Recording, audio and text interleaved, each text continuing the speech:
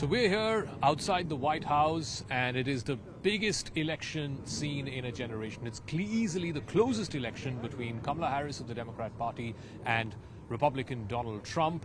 It is a fight to the finish. It hasn't gotten this close in a U.S. election since Bush versus Gore, and that was almost a generation ago. That was 24 years ago in the year 2000, which ultimately went up to the Supreme Court, and the Supreme Court decided who was the president then.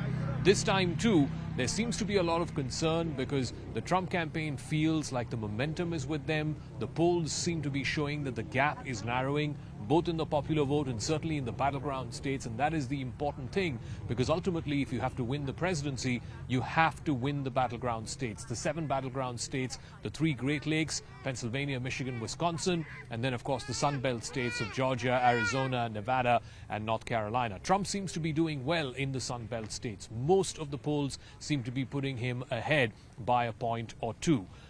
That, of course, would take him just inches closer to the 270 mark, which is required for him to win the Electoral College. Kamala Harris, on the other hand, is holding on by a wafer-thin, less than 1% margin in the Great Lakes states, which is Pennsylvania, Michigan, and Wisconsin. For Kamala Harris, there is no other path to victory other than to win these 3 Great Lakes states, and she has to win Pennsylvania.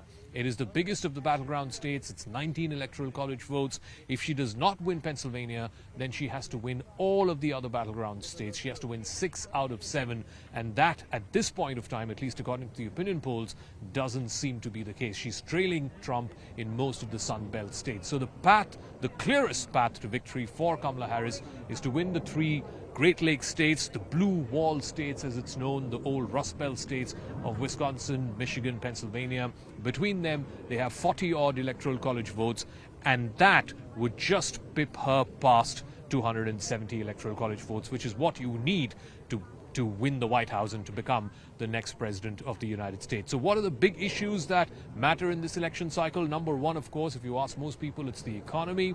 While the top line numbers are great, the jobs numbers, the manufacturing numbers, the stock markets seem to be on a roll, but average Americans are feeling the pinch, particularly of their grocery bills, gas prices. Inflation seems to be taking a toll. And the other big issue, of course, is immigration, which is a pet peeve for the Republican Party, for the MAGA movement, which Trump founded, and for Trump's campaign itself, who've been saying that the immigration system is broken, it needs to be fixed, the southern border wall needs to be built, and so on. And, of course, the Democrats' response to that has been that they have been trying to solve the problem, but Trump has stood in the way of a bipartisan bill. And then, of course, there is the other big issue, which is on top of this ticket, which is about women's reproductive rights, about abortion. Remember, the long-standing Supreme Court verdict of Roe versus Wade was overturned by judges appointed by Donald Trump, and thereafter, from the 2022 midterm elections, the off-year elections, and now, of course, in 2024, women are turning out in substantially higher numbers. In fact, the early voting seems to suggest that women are voting anywhere in the range of 53-54% compared to men at 43-44%. There's a wide differential between the men vote and the women vote, and whether or not they are turning out in numbers for Kamala Harris, and particularly on this issue of abortion, which the Democrats feel is their number one issue. I think that is going to, in many ways, decide the fate of this election. Are enough women, whether it is women of color, women with a college degree, without a college degree, are they turning out in the numbers that Kamala Harris's campaign is hoping that they will, in a way, to counter the appeal of Donald Trump? Remember, 8 years ago, Donald Trump was an unknown entity. No one quite knew him, at least across the United States.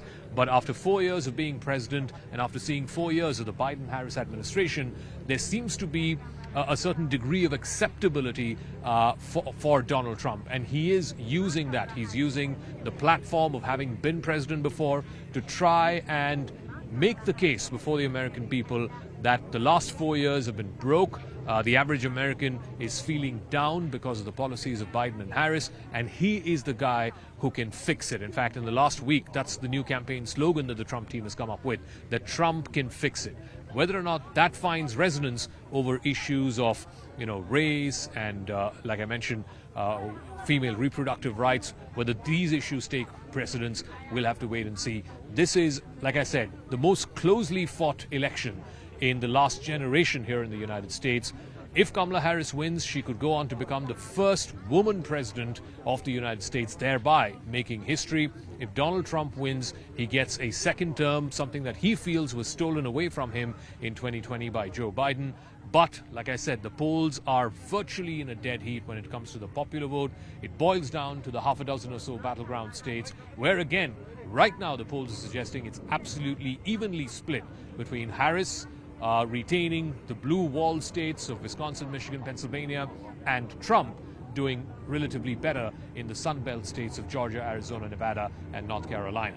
Which way will this great American election go? That is something that we will know on the 5th of November.